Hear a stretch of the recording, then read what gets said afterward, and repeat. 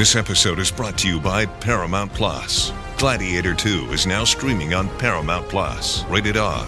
Years after the death of Maximus, Lucius is forced into the Colosseum after his home is conquered by tyrannical twin Roman emperors. With the future of the empire at stake, he must find strength and honor to return the glory of Rome to its people. Gladiator 2, now streaming on ParamountPlus.com. Welcome back to Fine Tooning with Drew Taylor, your one-stop shop when it comes to animation news and commentary. I'm entertainment writer Jim Hill, and Mr. Taylor, whose writings on the industry you can regularly read over on The Wrap, and whose musings on the Mission Impossible movies you can listen to on Light the Fuse, the official Mission Impossible podcast. Drew and I are recording this week's show on Sunday, February 2nd, which is Groundhog Day. And by the way, in case you're wondering, Punxsutawney Phil did see a shadow today, which supposedly means 6 more weeks of winter. And by the way, Drew, I don't know if you knew this, but there's a reason Groundhog Day is held on February 2nd every year. It's the exact midpoint between the winter solstice and the spring equinox. As to why we entrust an oversized ground squirrel with making a long-range forecast, I don't know what to tell you. I'm still trying to kind of wrap my head around the fact that Punxsutawney Phil lives up on, Gobbler's Knob, which I'm assuming is a couple of trees down from the Keebler Elves. Yes. Anyway, it's a new month, and we have lots of animation-related news to share this time around, so why don't we get started? And but before we do that, we have to acknowledge our sponsor, which is the DVC Rental Store. And if you're already planning your next trip to Walt Disney World, you can save some serious money by renting DVC points through the DVC Rental Store. Imagine staying at a deluxe resort for a fraction of the cost. Total game changer. Oh, and if you already own or are thinking about joining the Disney Vacation Club, check out the DVC resale market. They're the leader in the secondary market with over 70,000 satisfied members. So if you're looking to buy or sell DVC points, they make the process seamless. Okay, now to the news. On last week's show, Drew, we talked quite a bit about how DreamWorks was promoting Dogman. There was that pop-up thing they did at the Dolby Theater in L.A. They were going to light up the Empire State Building in New York City with Dogman colors on the day this DreamWorks Animation production first opened in theaters, which was this past Friday, January 31st. And I think I neglected to mention the profile of Dave Pilkey. He's the author of the Dogman series. CBS Sunday Morning ran that last weekend, but clearly all of this paid off in a big way because Dogman, well, again, we have our box office estimates, but 36 million in tickets sold over its opening weekend in North America. And what was kind of interesting was watching that number actually climb from Friday to Sunday, because didn't they initially, it was like, oh, it's going to do 33. Hang on, it's going to do 35, and now it's at 36, right? Yeah, I mean, I had even seen estimates a little bit lower than that. I mean, they always are sort of more conservative. You don't want to say, it's going to make 50 million, and then it makes 15, so. Oh, no. I get that. But at the same time, that this is the second biggest opening for a full-length animated feature in the month of January.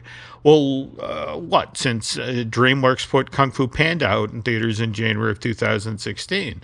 That one made 41.8 million. So this is close, right? Yeah. Yeah. I mean, I did a Q&A with the creators of the movie, Peter Hastings and the whole group, and it was really cute to see the kids come up afterwards and have them, asking for drawings and things like that. It was very sweet. So I think if you're a Dogman fan or a Captain Underpants fan, the movie really delivers, and it's really, really funny. So, yeah. Cool. And now what's kind of interesting about this is over the next 2 weeks, it's largely got the family film spot all to itself. I mean, we do get Paddington in Peru. That opens in theaters on February 14th. And I was just, the trades were just mentioning, I guess already that's made $100 million worldwide. In fact, also worth noting that Dogman has made, again, 36 million domestic, but if you combine what it's done overseas so far, I guess it's 40 million. And then 2 weeks after February 14th, we get The Day the Earth Blew Up, a Looney Tunes movie that finally arrives in theaters February 28th. By the way, I saw the shatterproof glass clip that's making the rounds for that Looney Tunes movie, and that's a funny bit. And I like what they've done with Petunia Pig. That's an interesting take on that character. It only gets funnier, Jim, let me tell you. Okay.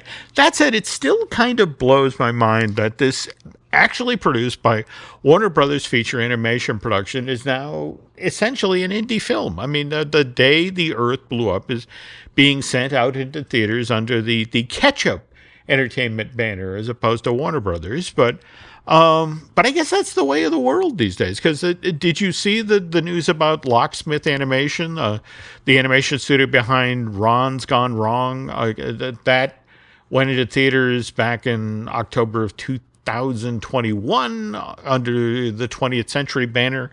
And then there was That Christmas, which debuted on Netflix in October of last year. And I have to say, that was one of the more charming holiday-related movies to debut in 2024. It's not quite Claus, but it's close. I told you, Jim. I rang the bell early for That Christmas. You did. Yeah. You did. You know, it's well worth seeking out. But what's interesting is Locksmith Animation is basically doing this same thing with Wed Wabbit. In fact, they're describing this as their next feature-length film as their first indie animated project. And did you see the log line for this thing? Or yeah, I saw the log line, and I saw there is a piece of concept art that they released as well, which I can't really make heads or tails of. But no. It's just I guess the 12-year-old girl character Fidge, surrounded by primary colored big toothy characters, but. Same thing. I looked at that and it's like, okay, that's interesting. Yeah. But evidently the logline for this thing is 12-year-old pragmatic Fidge is unexpectedly plunged into the absurd world of her sister Minnie's favorite pop-up book, which is now ruled by the tyrannical Wed Wabbit, Minnie's beloved toy. And so Fidge now has to figure out a way to escape the world of this pop-up book while staying 2 steps ahead of Wed Wabbit. So we have to assume, given the whole indie thing, that it's going to wind up at some sort of subscription streaming service at some point, right? Sure, or studio. You know, it's all about finding a hole in the schedule and finding a movie that's finished, like Wed Wabbit will be in the next couple of years. Okay, because I have to say I was intrigued by what a locksmith spokesperson put out in regard to Wed Wabbit, that they talked about this movie, we're eager to expand our portfolio with more independent productions as we continue to grow our global presence. Which, wow, that's some bloodless corporate spirit right there. Really warms your heart, doesn't it, Jim? There we go. Yeah. They're very passionate. It's an artistic endeavor. Yes. Right. Well, anyway, still looking forward to seeing Wed Wabbit. But again, you have to acknowledge that business is changing. I mean, we talked previously about those Disney Plus exclusive episodes of The Simpsons that Gracie Films has begun making for that subscription streaming service. And the first of these, Oh Come On, All Ye Faithful, that debuted on Disney Plus back in December of last year. And we're getting the second of these premieres next week on February 12th. And did you see the info out about this? What is it? The Past and the Furious? Yeah, I was intrigued because it's actually airing on Disney Plus before the show even comes back to Fox after their winter break, which I thought was very interesting. This is true. In fact, the only place you can get it is Disney Plus, Jim. What do you think about that? There we go. And it's a time travel story, folks. Lisa actually winds up going back to the Springfield of 1923, where she's trying to save a creature called the Mini Moose, which is supposedly used to be the key to Springfield's unique ecosystem. But she finds out somehow that it got driven into extinction in 1925. So she has this one shot to save it. And the interesting thing is that the person she teams up with in order to try to do this is evidently a young, open-hearted Montgomery Burns. And I guess what's kind of intriguing about the story they put together for this one is in her efforts to save the Mini Moose, Lisa keeps nudging Burns toward becoming the ruthless, heartless tyrant that we know in the modern day. And it's sort of, that's the driving force of the story, is that does she save the Mini Moose and turn Burns into the tyrant, or what's the smarter play here for Springfield? An open-hearted Montgomery Burns? Anyway, if I'm being completely honest here, Drew, if they don't touch on what really started the Springfield tire fire as part of this show, I feel like that's a lost opportunity. There's got to be some event that happened in the past, though. What's interesting, I was poking at Springfield Wiki, and there's at least one version of the Springfield story that suggests that the tire fire was actually started back in Jebediah Springfield's day, only it was a wheel off of a Conestoga wagon that caught fire. So, anyway, speaking of Disney Plus, your friendly neighborhood Spider-Man debuted on that subscription streaming service Wednesday of last week, January 29th. 2 episodes are available to view so far. Drew, did you get to see that yet? Or? No, I saw that clip that they put out that was so off-putting that I don't really want to watch the show, if I'm being honest. So, okay. Yeah. Well, static figures in the background and like minimal animation.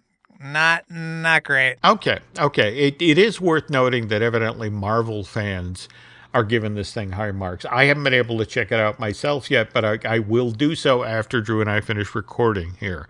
Now, getting back to The Simpsons for a second, and as Mrs. Taylor just mentioned, we had talked on an earlier Fine Tooning about when season 36 of The Simpsons was supposed to get underway on Fox. It's always been sort of the anchor of their animation domination programming block for Sunday night. But as Drew just referred to, we now have an answer.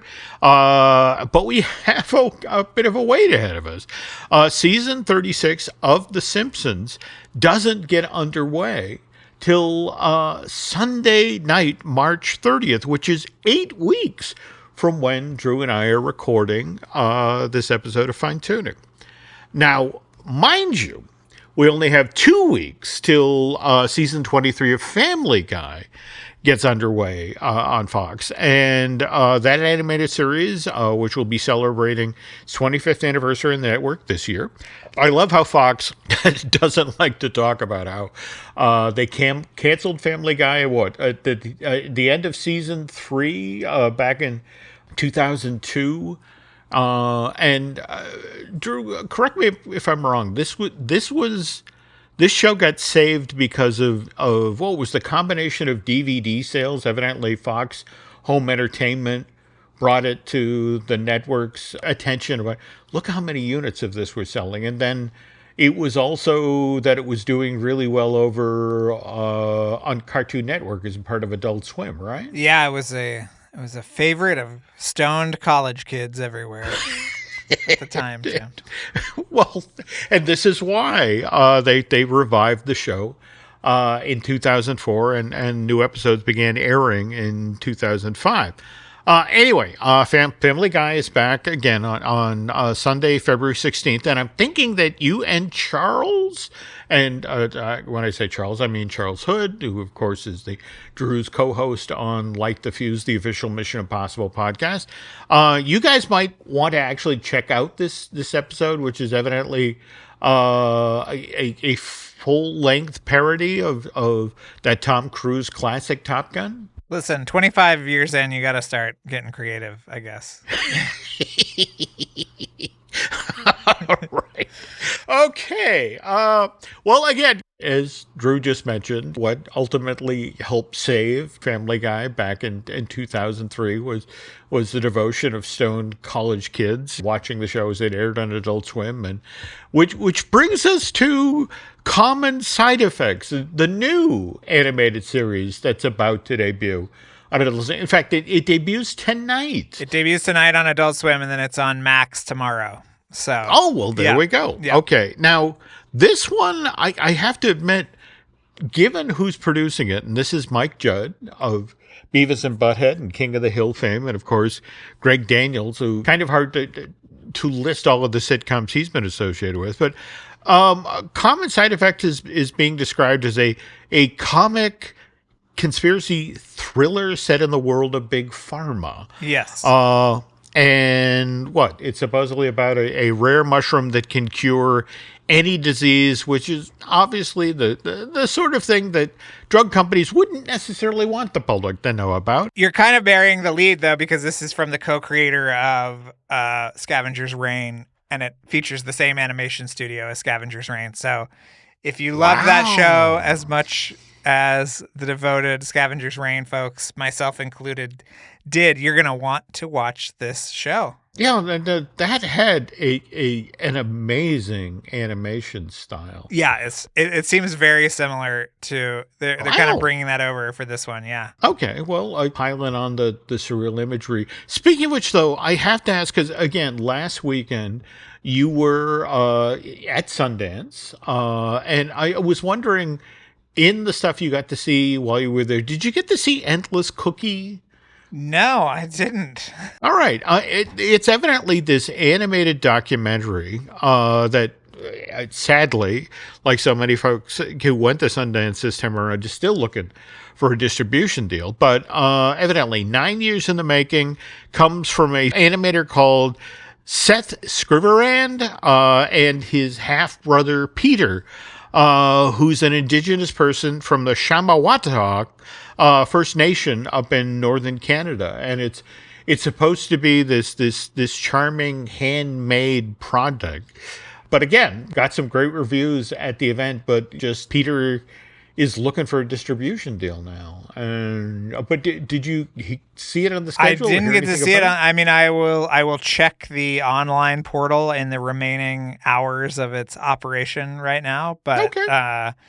Yeah, even that has been having some issues with people pirating things and taking movies off. And so, oh dear. Anyway. Okay. Well, again, you can read a lot of what Drew wrote about while he was up at Sundance. But I definitely want to send you over to the Wrap to read is the piece that Drew just wrote about Tiana's Bayou Adventure, the redo of Splash Mountain that opened last year at both Walt Disney World's Magic Kingdom and Disneyland in Anaheim. With a very key contribution from Jim Hill, I should say. Okay. All right. Well, tell you what, when we get back from this break, Drew's going to tell us all about how this flume ride, which, of course, can be traced all the way back to Disney's live-action animated film from 1946, Song of the South. I have to admit, I'm intrigued by the spiritual transformation aspect of this. Yes, yes. Okay, but we'll talk about that in just a moment. But first, this.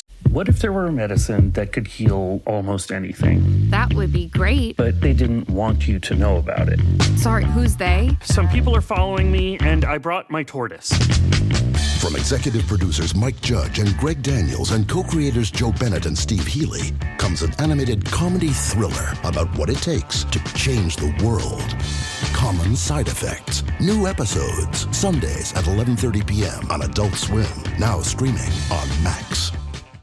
Oh, it's such a clutch off-season pickup, Dave. I was worried we'd bring back the same team. I meant those blackout motorized shades. Blinds.com made it crazy affordable to replace our old blinds. Hard to install? No, it's easy. I installed these and then got some for my mom. She talked to a design consultant for free and scheduled a professional measure and install. Hall of Fame son. They're the #1 online retailer of custom window coverings in the world. Blinds.com is the GOAT. Shop Blinds.com right now and get up to 45% off select styles. Rules and restrictions may apply. You found your person. Now let the Knot help you with everything else. The Knot connects you to the wedding inspo, vendors, venues, and planning tools you need to make your day totally you. Having helped plan 25 million weddings, we've got your back when it comes to every little detail like RSVPs, budgets, and more. Because your wedding comes to life with the connections that matter the most. Get started at theknot.com/audio. The Knot. Let's plan your wedding together.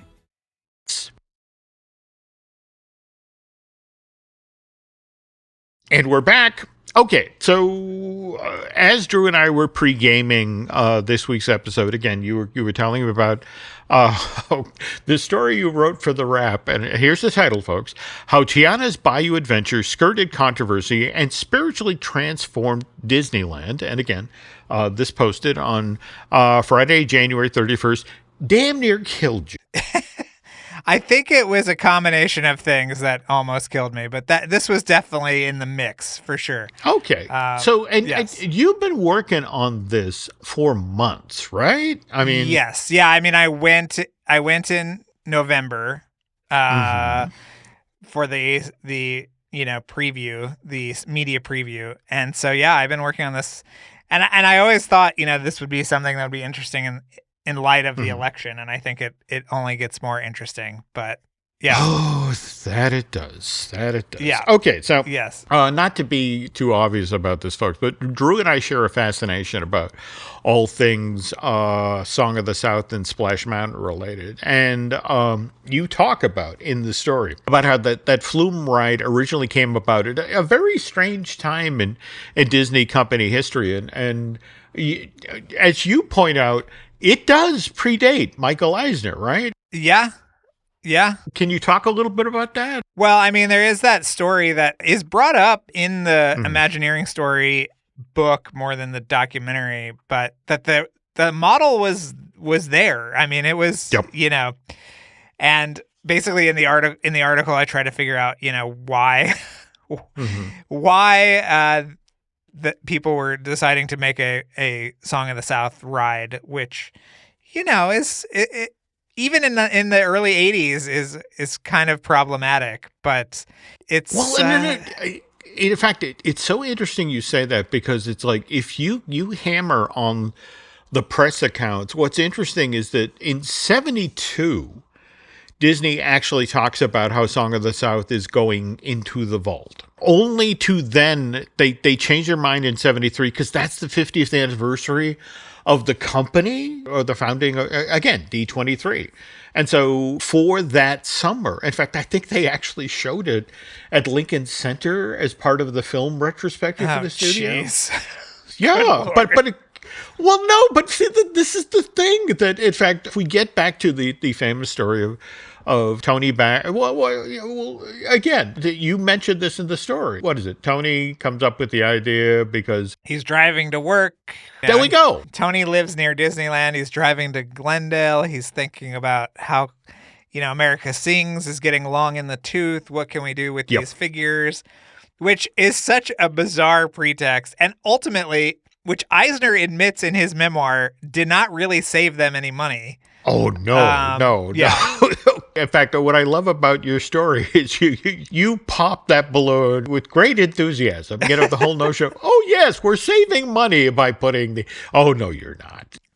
No, absolutely not. But so he puts it out, and I looked at the box office, and I was so surprised by how well it did in 86 or 87 when they put it out. Now, okay, speaking of which, that's another aspect of the story that I love. That even in the mid 1980s, when Eisner comes through the door, September of '84, and what is the story? It's a Saturday, and he and his son Breck come to Imagineering, and they see the model there, but there still is a certain aspect of getting.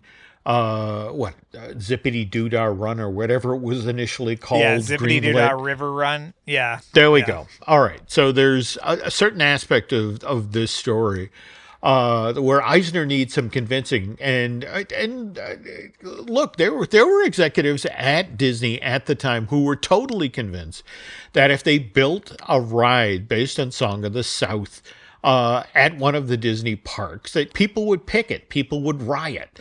And so Eisner was like, all right, well, prove them wrong. Let's put the movie back out into theaters. And they did that for the Thanksgiving weekend of 1986. And well, as you were just alluding to, it did startlingly well, right? Yeah. I mean, it made I think it was close to $60 million in 2025 dollars, but it actually went up the following weekend. That was the part that I was like, oh boy. Yep. Yeah. Yep. Yeah. Yep. But on the other hand, if you're a Michael Eisner sitting on the lot in Burbank, and it's like waiting for the angry letters to come in, and no angry letters, and look how much money it makes, it's like, okay, let's do this then. Yeah. And also some characters were in Who Framed Roger Rabbit in '88, which was the biggest hits the studio had seen in decades. So yeah.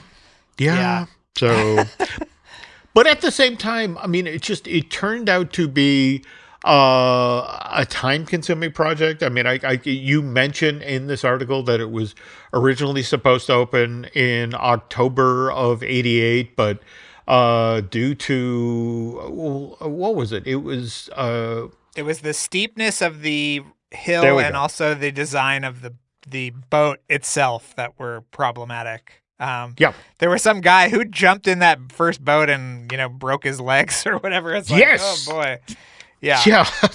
So, but it opened 8 or 9 months behind schedule. Finally opens June of '89. Of course, does ridiculously well, travels as a franchise. We get, in fact, didn't we get the Walt Disney World version and the Tokyo version? I think they opened within a week of one another. Oh, really? In '92. Yeah. Yeah. But anyway, what this article is really about is the Tiana's Bayou Adventure redo, which, again, what I love is when you put Drew Taylor on the case. It's like, well, we got those initial stories about, oh, this has been in the works for years. And you were the one who actually got Bob Weiss, the head of Imagineering, to go, nope. Like what? A year. Yeah, he admitted that to D23. So I just found the quote, Jim. I was just sifting through there, but yeah, I mean it's interesting. I mean, I think that they had wanted to do something with Tiana for a while, and then it was like, well, this is untenable, and we're gonna get this out of there, and so. Mm-hmm. Now we have Tiana still in her T pose in Disneyland already. But yeah. Have you done it yet? Have you ridden it yet, Jim? Well, no, that's the thing. I haven't done the Disney World version. I haven't done the Disneyland version, though I will say this much. I don't know if you actually saw, Disney thought enough, this was big enough news that they put it out. Did you see where they're bragging now that the guns in the Rise of the Resistance, when you travel through that gunnery room as you're escaping from Kylo Ren, the guns are moving again? Yeah, I thought the timing on that was very interesting, Jim, because it's almost like someone, I would never presume who, put out an article about how the Galactic Star Cruiser is turning into an office, and the day after they turned the guns back on. So yeah, so the timing was odd. Is all I'm going to say. The timing was odd. Yeah. Okay. Yes. By the way, this Tiana piece and your Galactic Star Cruiser, wonderful 1-2 punch last week. And you are so off of the Disney Christmas card list at this point. Fine. It's fine. I don't. But anyway, just to sort of slide back to the article for a moment, you get Carmen, the lead on the project, to talk about, even after they greenlit the attraction, how Tiana's Bayou Adventure changed, that they began sort of tightening the focus, sort of leaning into making this, well, as you mentioned, a ride that could spiritually transform Disneyland. Yeah, I mean, it's just such an upbeat ride. Mm-hmm. I think that was important, but I think that the offside is that Facilier is not there, who we love and who is a great character and who is very much a part of the attraction in an earlier iteration. In fact, that supposedly was the big selling point, that when you finally got to the chug up Chickapin Hill, I mean, where you used to pass the vultures, and in that moment you were supposed to get that musical cue from I've Got Friends on the Other Side, the Raven Are you Scott ready? There we go. Yeah. No, that's it exactly. And it just, and evidently the merch people had already comped out. It's like the shirts that are, because again, are you ready? And the notion of, we're not doing that anymore because we feel like that's negative and we don't want to. And it's like, no, I can sell a million of these. So. Yeah. I mean, I love Jim Schul's quote where he said, it's like, it's a small world ending with a 50-foot drop. It's like, yeah. Okay. That's an excellent point. All right. Well, to get back to the original version of Splash Mountain for a moment, kind of an interesting side story here. Nick Stewart, who actually voiced Brer Bear in the original 1946 film, when they were getting Splash Mountain ready for its initial installation at Disneyland, they actually brought Nick back to Disney Studios in '87, where he recorded all new dialogue for this same character, Brer Bear, to say in the ride. And the guy was 76 at the time, and sadly, we lost Nick in 2000 at the age of 90. And I don't know if you saw last year or thereabouts, Nick's daughter Valerie was appealing to Disney to the effect of, look, I know you need to redo the ride, but can at least we keep my dad's voice work in there somewhere? And ultimately, it's like, no, we can't. This isn't what this ride's about anymore, and the character isn't in there anymore. But and that's kind of the hard reality, folks. If you're a Nick Stewart, you can voice a character, but you don't necessarily own the character, which, by the way, is something Will Ferrell just learned about, and we'll be talking about this in a moment. But first, this. This episode is brought to you by Amazon Prime. From streaming to shopping, Prime helps you get more out of your passions. So whether you're a fan of true crime or prefer a nail-biting novel from time to time, with services like Prime Video, Amazon Music, and fast free delivery, Prime makes it easy to get more out of whatever you're into or getting into. Visit Amazon.com/Prime to learn more. And we're back. Okay, Drew, did you see that photo of Will Ferrell from back in late December? Him as the unshaven Buddy the Elf. Yeah. I think I was at a bar or something and saw it live and thought it was the funniest thing I had ever seen.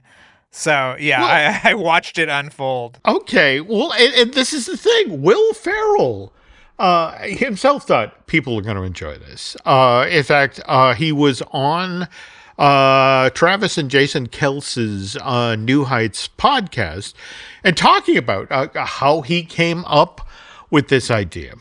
And just, again, that not anticipating that what would happen with him showing Buddy the Elf evidently having a really bad day. And there was an almost uniform reaction on social media, especially from fans of Elf, who basically climbed up one side of Will Ferrell and down the other for sullying this character. And evidently, Ferrell was talking about, I got all these messages about, that was not cool. You upset my kids. They didn't want to see Buddy the Elf behaving like that. Please, from here on in, be true to that character and don't do something like that in public ever again. And I, the part of this, Drew, that just fascinates me is I think you've heard the stories about, well, I mean, the original Elf comes out in I want to say 2003. It's released by Warner Brothers through their New Line division. it makes, what is it, a damn near $250 million at the box office. But more to the point, it quickly becomes a holiday perennial. It plays on television all the time. And well, there's new merchandise every week. I mean, every year, every Christmas, there is so much Buddy the Elf stuff. That just floods the marketplace. But this is the thing. So Warner Brothers would love a sequel. And so they've gone to Ferrell. And what's interesting is that Ferrell's been upfront about how much they offered him. And I guess the last time around it was $25 million to come back and be Buddy the Elf again. And the thing of it is that Ferrell keeps turning Warner Brothers down because, and he tells his story, he says, at some point, I'm going to have to do press for Elf 2. And you got to sit down with the Drew Taylors of the world and have to straight-faced say, well, we're not doing this because we had a really good script. Because that's the other thing. Evidently, Ferrell's very upfront about none of the scripts they've come to him, none of the film ideas are any good. But it's just sort of like, I did this as a naked cash grab. But so the guy does have integrity, but at the same time, he has a really odd sense of humor. And again, as he explained on the podcast with the Kells, it's like, says why he did it. I get these weird ideas every now and then. And, my wife and I were season ticket holders with the LA Kings, and we have seats right on the glass, which are amazing. And Elf is now on TV all the time over the holiday season. You just can't escape the character. I can't anyway, which is what got me thinking about revisiting Buddy. And so I told my wife, what if over the holiday break, I didn't shave for a week, and then we go to an LA Kings game, and then for a period I dress up as Buddy the Elf, and I just sit there by the glass with a candy cigarette hanging out my mouth and drinking beer. It's like, doesn't that sound funny? And he said, in hindsight, my wife didn't laugh. When I initially told her this idea, and I should have realized then it wasn't funny, but I just wanted to see how people would react. And boy, did I find out. She is laughing in the actual moment, though. He said if you look at her, she's covering her mouth the entire time because she is laughing. Okay, I'll have to go back. But again, go look at the clip. Okay, but it's important to state here that Will Ferrell just acted as Buddy the Elf in that Jon Favreau film. On the other hand, David Birnbaum, he wrote the screenplay for that film. So in a lot of ways, he's the guy who maybe should be signing off on what Buddy can and cannot do. And by the way, Drew, we should try to get Mr. Birnbaum on this podcast, because not only did he write the screenplay for the Eddie Murphy version of The Haunted Mansion, but he also wrote the screenplay for Lucasfilm's Strange Magic. But the kicker is that he had been hired to write Mrs. Doubtfire 2 and was working on it in 2014 when Robin Williams took his life. And so it's just sort of like, that's fascinating in and of itself. Where would they have gone with it? Because again, in much the same way as Elf 2, Robin Williams for years turned down sequels to Mrs. Doubtfire because, again, it was just sort of like, what are you doing with the character? And it's got to be as good as the first film.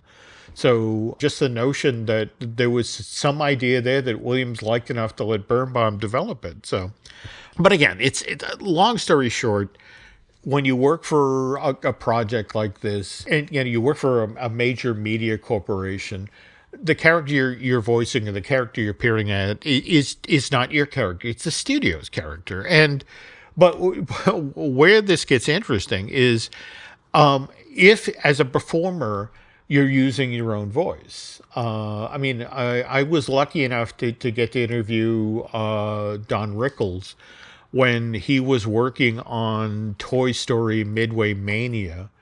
And, oh, God, they had him in the studio for 4 solid days.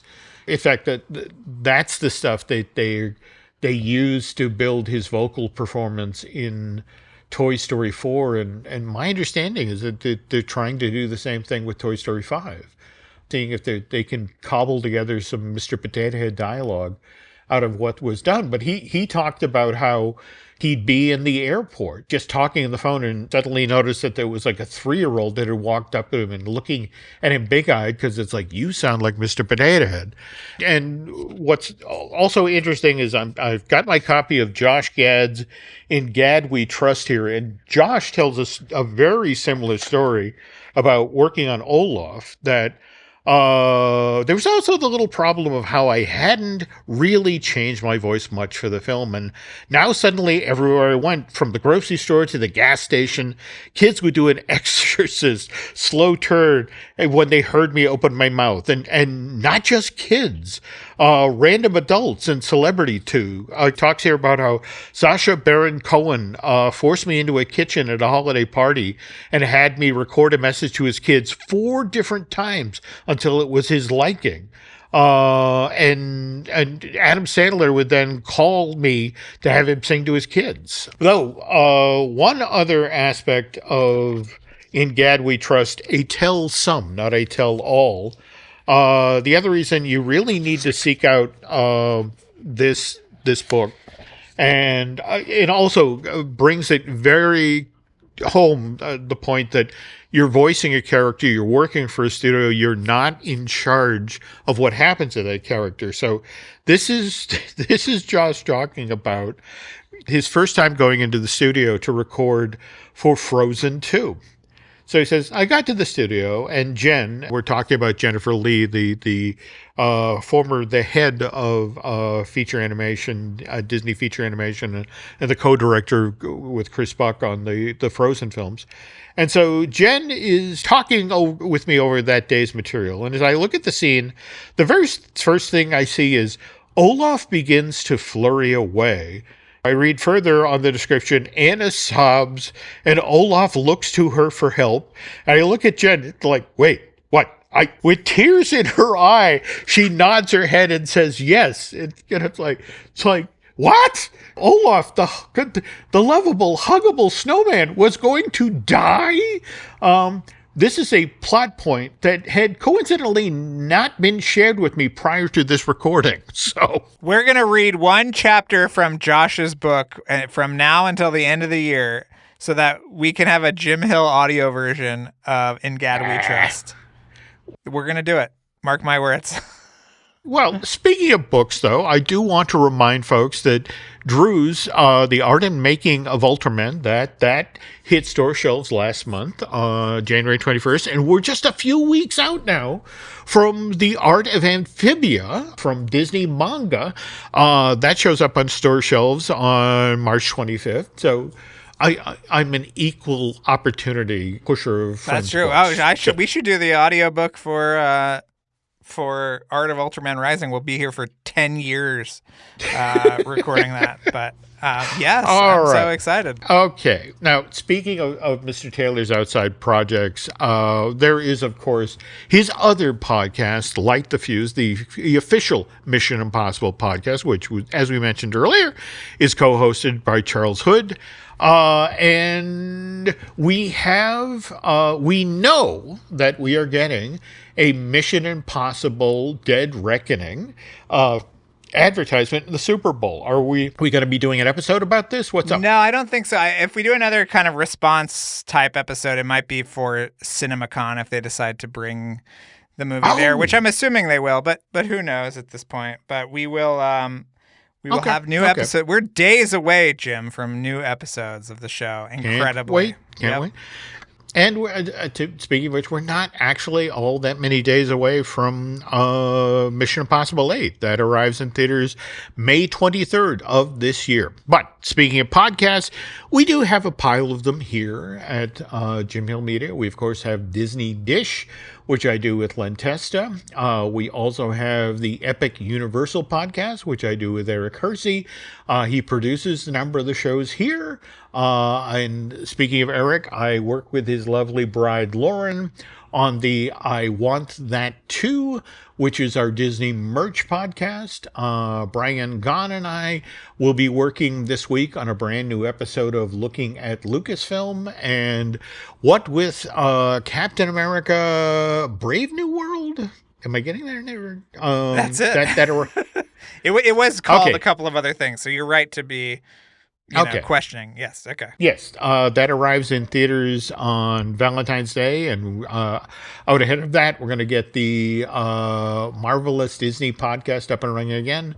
Also worth noting here that we host Manufacturing the Magic, which is a themed entertainment history podcast that's hosted by Noah and Shelley Valladolid. And let's see. Beyond that, also need to mention Len and Maya's Patreon project, Disney Unpacked, which we do with veteran Imaginer Jim Schul, which Drew mentioned earlier in today's show. We're just this week recording a brand new video about Tom Sawyer's Island, using what's about to happen at the Rivers of America and the Magic Kingdom in Florida to discuss the first version of the attraction in Anaheim back in the 50s. And let's see, beyond that, I want to take a moment here again to thank Eric Hersey and David Gray for producing this podcast. And also want to ask a favor, folks, if you could head over to Apple Podcasts and rate and review, well, not just this show you're listening to right now, Fine Tooning, but also Light the Fuse. That would be helpful. And as we head out the door here, Drew, where can the nice folks find you on social media? They can find me at Drew Tailored, like a tailored shirt, on Instagram and X, formerly Twitter, until I get my bearings and get off of that cursed platform. Where can people find you, Jim? I am still also on X, Twitter, whatever, as well. Likewise, Instagram as Jim Hill Media, and over on Facebook as Jim Hill Media News. Just a reminder here, folks, though, I know there has been a lot of news lately, but it's important to remember that, the wildfires in California, I want to say I was surprised this weekend to see, what is it, the Eaton fire was at this point was like 99% contained. Yeah, I think they were Palisades. both contained. Yeah, I think Palisades and Eaton were both contained as of yesterday. So, good. Okay. Yeah. But there are still thousands, tens of thousands of people who've been impacted by this. So if you are in a position to help folks, please head on over to the American Red Cross and again, we're thinking of all our friends and family out west, and just are going to try to do what we can to help as you begin to recover from this. But anyway, on behalf of Mr. Taylor, want to thank you for listening to this week's Fine Tuning, and we will be back with a brand new show soon.